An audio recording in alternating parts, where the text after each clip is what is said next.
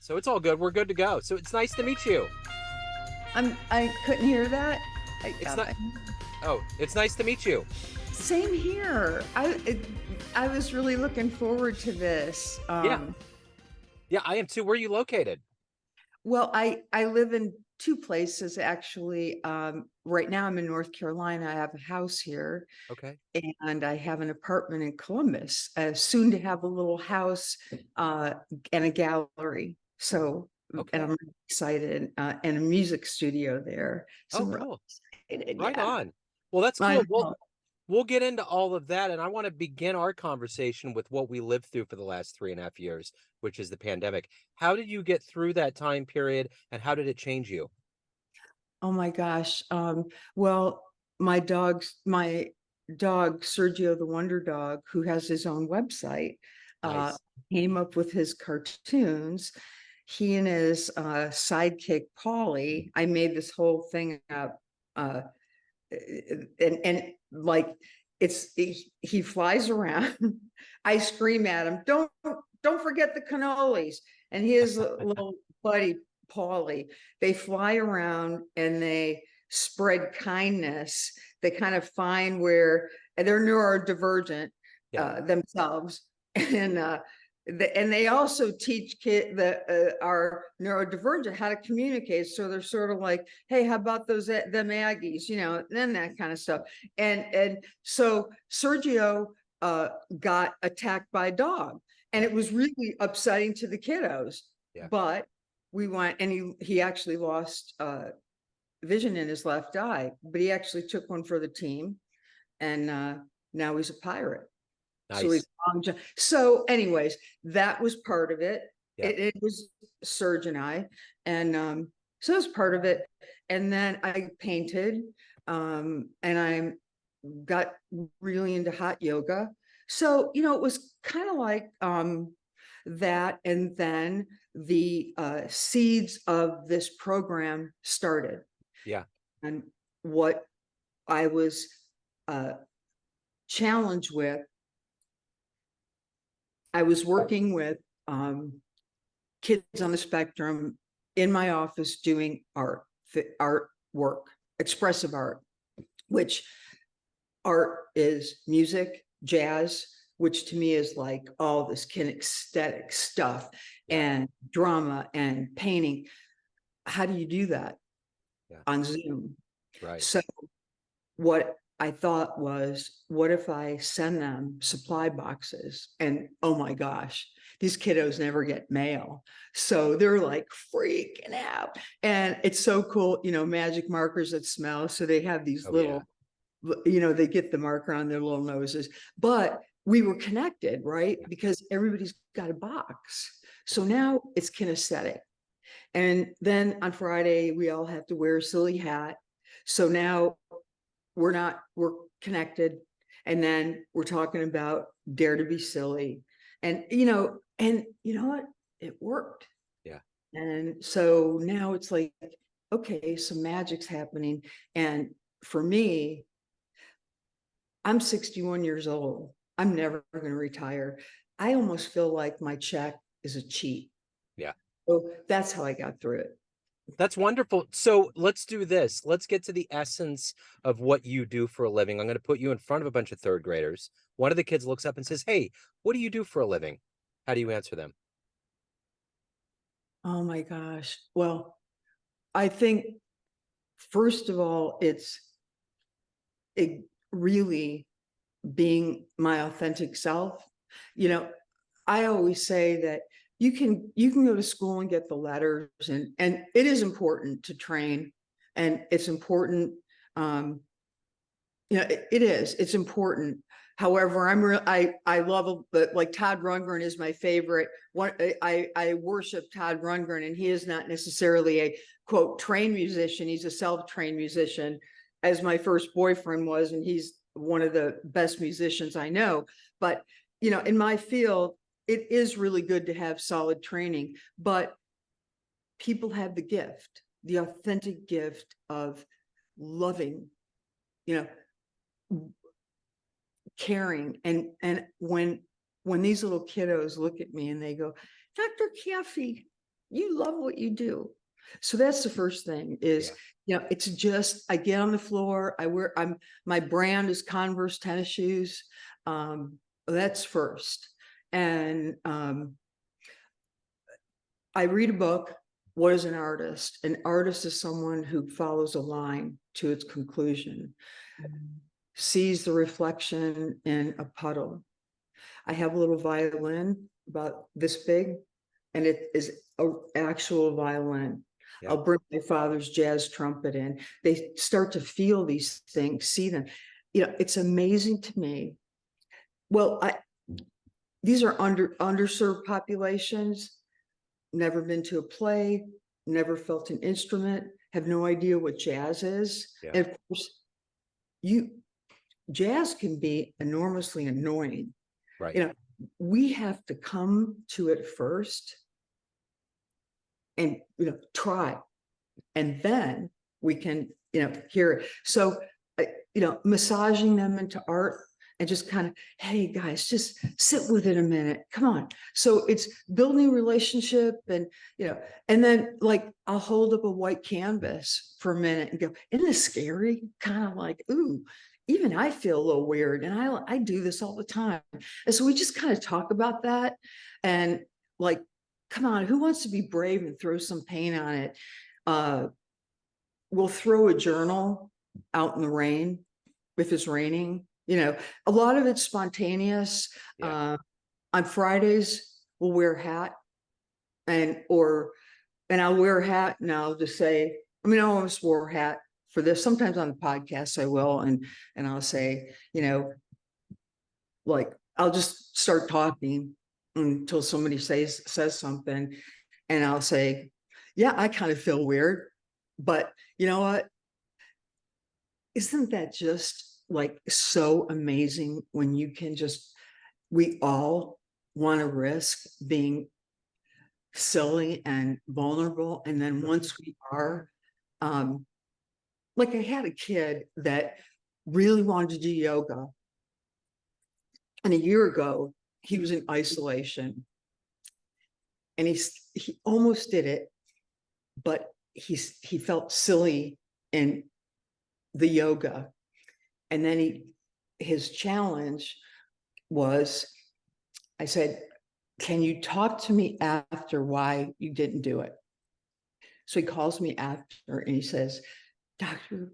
Kathy, I felt silly in my yoga pants. And I said, oh my gosh, I did too. I was like, it was hard for me. Like I was 10 steps to the door, man. And I was like, oh, so how about next time we do it? And we know we're both going to feel weird. Yeah. And he did it. Yeah. So, it's like normalizing that people don't even realize, we're all humanoids, and just talking about that and approaching this whole thing about just creativity. Yeah. Talk about it. Making music, drumming, all that stuff. So that's Yeah. right. That's cool. So what did you want to be in the third grade? What did you want to grow up and become? I just, life was a little difficult. I've seen a couple of things, and I just remember transparently. I just really remember thinking I was in my bunk bed. I was a little older than third grade, I suppose, but I just remember thinking, I never want a little kid to feel like I feel. Yeah. And I want to spread music because I grew up on jazz music, and it set me free. Yeah. Really, it was super cool. That's wonderful. It's interesting because along with the jazz show, I do the famous interviews. My son's 18, he's on the spectrum, and I'm a visual artist. That's my painting behind me. So there's a lot of little parts of this that I completely understand.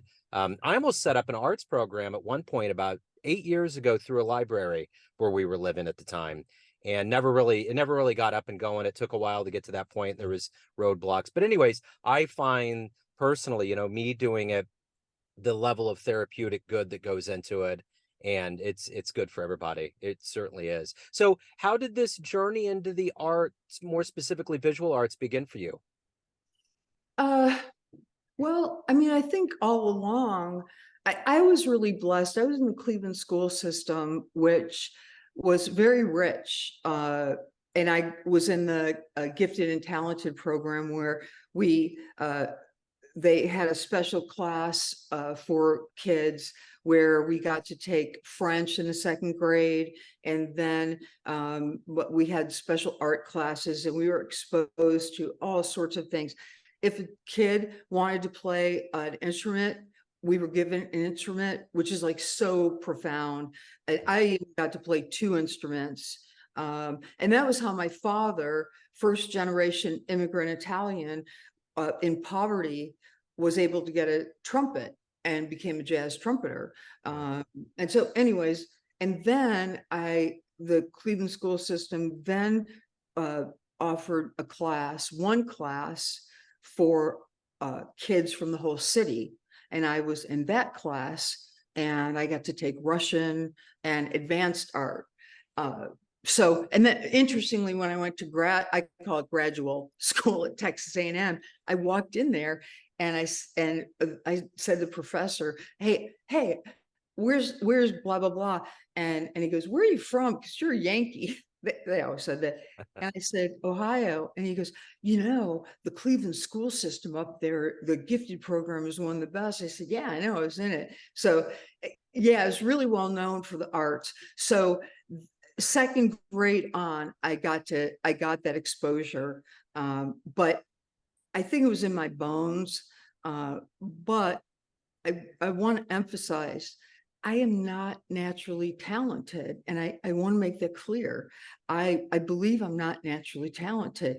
I've sold some paintings. I've worked at watercolor. If you practice long enough, you can get good at something. But, what is it being good at art? I Right. mean, and like Matisse, if you look at my website, it's Matisse Colors. He painted with scissors. Yeah. So I would really say to people, art can, I said to my friend, she designed my house, and she said, I can't do art. I said, are you kidding me? Your canvas is my house. Yeah. I mean, like, really, like, or a friend of mine loves cars, and he said, I'm pragmatic engineer. I go, these cars are art. And we went to a car show. Literally, it was called Creativity. They have an apprentice program at Ohio State, the art of cars and creativity. I mean, Yeah. a Jaguar is a woman's body, Right. Lord say. I mean, come on. So and it's interesting when I said that, people went, oh, I mean, I think Yeah. people, right? I mean, I think people want to know that. Actually, Yeah. I'm not sure what my canvas is, to tell you the truth. Well, it's wide open. There's no fences around it. I think that's the bottom line. It's almost akin to saying, is there just a wall in outer space where it all ends? It just keeps going and going and going. It can be any interpretation that you want it to be. It's expansive, it's imaginary, but it's real. So, Right. Yeah. I mean, so Frank said it's our clothes. yeah, absolutely. Yeah. So let me ask you this. Who's been a hero for you in your life? Oh, Judy Chicago. My mother. My mother's difficult for sure. Like everybody. I mean, she's passing forward right now. But I mean, that's human. So I won't deify her I've learned that from friends. When we deify people as perfect, then they're not real. But my mother is a hero to me. Fierce. She been through a thing or two, and strong. She has a great sense of design. I remember when my aunts came in, my mother had this, we're all fighting who's going to get it. This impeccable, fierce sculpture. And my aunt came in and she goes, I could do that in arts and crafts in 5 minutes. I think my mom paid like $20,000 for it. hilarious. That's awesome. But yeah, she's just impeccable anyway. So Yeah. yeah. But Judy Chicago, and she did a sculpture, and it came out when I was a freshman in college, called The Dinner Party.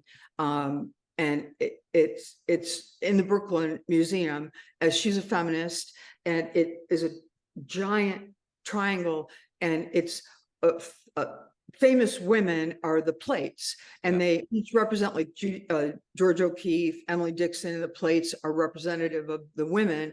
And interesting, there's a documentary now, What Were the Feminists Thinking? And then right after it is a documentary on a spring break current with how women and men are behaving sexually. And it is stunning, because I was that era of what we were trying to do about our bodies and respect. But Judy Chicago said, now, when is my experience going to be enough? And I went, oh my gosh. And here she's gone from there to now. But what I saw was so stunning that I feel like, and my daughter is in that age group, and I saw how we're objectifying women, and it just, I don't know what happened, and that we're doing this instead of creativity. So I say, for me, I don't wallow in the negative. For me, it's like, let's flip it. Let's do this gallery. Let's do this little house. Let's spread art. Yeah. So yeah. I love it. Yeah. So let me ask you this. What is the motivation for you every day to get up, to do the work that you do, to help people, to create work, to create art? What is that for you? Well, I mean, really, transparently, I've been through a thing or two, and I feel like I really feel like I've provided. I've worked with a lot of people, death row inmates. I've worked with very wealthy suburban families that I've worked with, employees at Cisco, and that are their greatest, and I mean, it's real.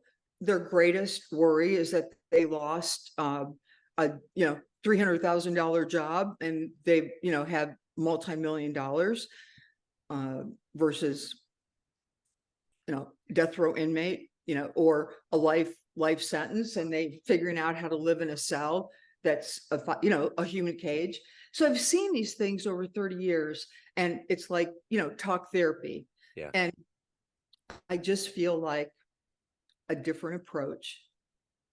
And at 61 years old, I'm looking at this last chunk of time, and I thought, I'm kind of hurting myself. So what's a different approach?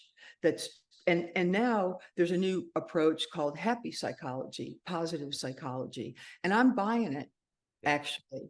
And my thought is art and yoga and mindfulness.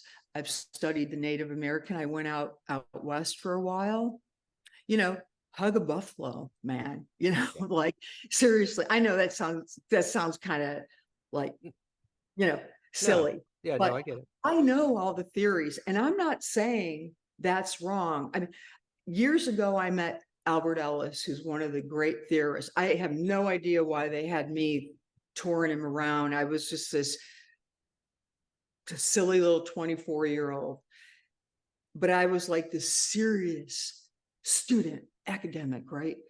And he looks at me, he's eating a peanut butter sandwich, all these weird things we had to give him, right? And I mean, he's like a bigwig, up there. And he looks at me and he goes, hey, what's the meaning of life? And I don't know, I said something really dumb, embarrassing. And he said, you know what it is? It's to have joy. That never occurred to me. Yeah. Never even occurred to me. And then all these years later, I went, oh my gosh. So about 2 years ago, I went out west for a really long time, and I left the practice, which was really hard. I mean, people really were angry, but I had to stop. I just had to stop. And I went out there and I just pondered this whole thing. And I thought, there was art therapy going on at this place I was at. And really, basically, it was a bunch of crayons on the table. And I actually am talking to them about the program that I developed, because, I just started thinking about it. And I thought, what would bless this program, and how do we enhance this kind of thing? So, and they're really interested in it. Yeah. Um, Anyways, yeah. Right on. No, that's great. So if you have a dream tonight and you run into that 24-year-old version of yourself, you could give that version of you a piece of advice based on the wisdom you've gained in your life up to this point. What advice would you give your younger self? Well, I got married when I was 21. And, everybody says to me now, because that sounds really, really young now, but honestly, he was my bet. We're divorced, but, the easy piece is we were too young, but we grew up together, and actually that wasn't too bad. And we busted through school. My advice is, I guess, really, like Judy Chicago said, when is my experience going to be enough? That's the most important thing. Like I said, like I would ask people, what is the greatest work? What do you think is the greatest work of art of the last millennium? And when the kiddo said, your life, I thought, that's it. Yeah. Great spirit created everyone unique. Isn't that cool? Like all these billions of people over the arc of time. How bizarre is that? In that, like, we're all different. Like, really, how could that be? And so, wouldn't that mean we pay attention to that, and that we all have this super cool voice? But I completely lost touch with that. I'm looking at everybody else for advice. And I realized, I always thought if I faced death, I would have to have all my chick friends or tribe like around me holding my hands, because I'd be scared. And I got osteomyelitis a couple of years ago, but I was by myself because it happened when I was traveling. And I got sepsis, and the doctors came in and they were kind of like, why are you by yourself? And I'm like, was out of town, and it really got bad. And I could tell when they walked in, like, we can't stop this. And I was in ICU, and it was kind of like, you're at this point and I'm by myself. And the first thing I thought of was, okay, do my kids have a net? Do they have people around them? I go, yep. And then I went, I'm good. And I am. Like, I really am. I'm at peace. Yeah. And I thought, because I've learned to listen to my voice, but I hadn't for my whole life. And, I think that's it. Yeah. And it is enough. Yeah. And if you listen to that, or you pay attention to that, you don't need drugs. It's that's the key. And Yeah. it's the hero's journey. Joseph Campbell's The Hero's Journey. It's And also, it's like the first premise of Buddhism. All of life is suffering. That is true, but it's freeing, because you just listen to your voice and you can face anything. Yeah. Right? Yeah. Yeah. I dig it. I totally do. So let me ask you this. Let's get to the heart and soul of you. Everyone has a perception of you. Family, friends, clients, colleagues, everyone that you teach, everyone that experiences your art, but you ultimately run the show. What's your perception of you? Who do you think you are? Soft. Yeah. Maybe too soft, but at times. Yeah. No, I take it. No, I don't want to change that. Yeah. Okay. So let me ask you this. If you can meet anybody alive on the planet right now, who would it be? That's living. Yeah. Meet anybody? Yeah. My daughter. I know her, but I want to know her better and better and better, better. I Okay. know her. I know her a lot, Yeah. but I want to know her a lot more. That's a great answer. So what was the first painting that you ever did where you thought, wow, this is great. I love it. I got it. Um, Anne Hathaway's Cottage. It's a watercolor. Yeah. She's William Shakespeare's wife. Yeah. It's a Stratford on the Avon, Yeah. and it was commissioned, and then my daughter loved it, so I got it back, and she insists that I hang it. I feel prideful about Yeah. hanging it, Yeah. embarrassed, but my sweet daughter always wants me to hang it. Yeah. I guess, and frankly, I like it because of that. Yeah. Because, yeah, That's cool. So of all of the things that you've done and accomplished in your life, what are you the proudest of?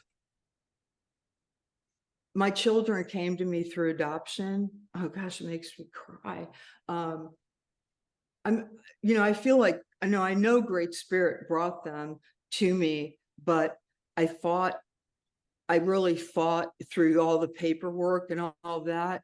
And everybody said, especially my daughter, because they're biological siblings. And I knew, I knew she was coming. In fact, I got a double stroller before she came because I knew, listen, I listened to my voice. I was putting the double stroller together the night before she came, and my husband and my sister said she's just going to get her heart broken. But I'm proud of that. Yeah, actually, I'm proud of the fact that I listened to my voice and I got the stroller because I knew Birdie was coming. Right on. I Mhm. love it. So if anyone out there wants to reach out to you, learn more about you, anything about your world, where can they go? Uh, uh, artfortheheartfoundation.org or Dr. Vecchio Group at gmail.com. I love it. Kathryn, thank you so much for your story. Thank you for opening up. This has been wonderful. I appreciate it. Same, back at you. Take care. Best of luck. Bye.